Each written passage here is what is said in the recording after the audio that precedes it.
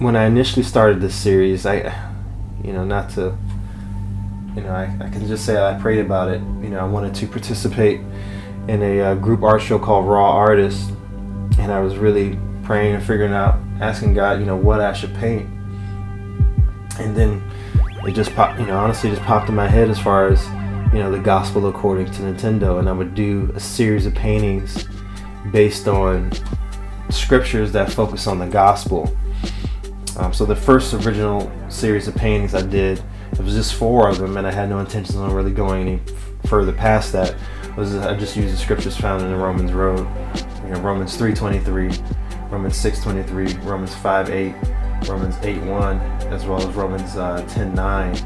That really outline, just the gospel, the good news of Jesus Christ. The bad news is that, we've all sinned, we've all fallen short, we've broken God's 10 commandments.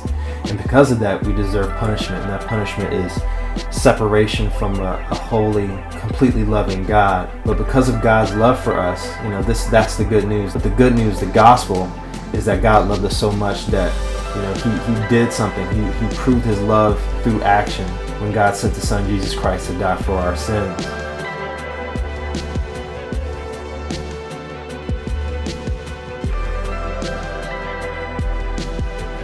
Because of the subject matter, I felt that it would allow people to not have their guard up initially.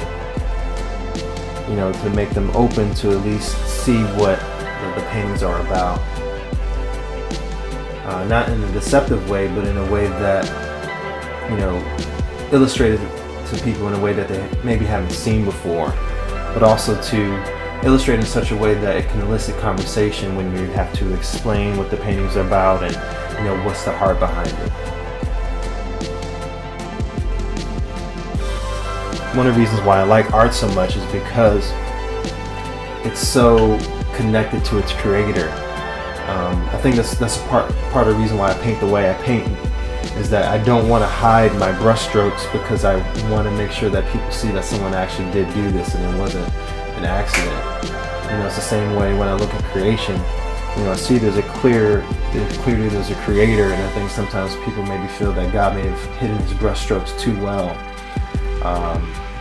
And so, part of my style, using texture, using patterns, was to show that there was a hand behind it, that there was a creator behind it, and illustrating in another way the connection between a creation and its creator. You can't really separate the two.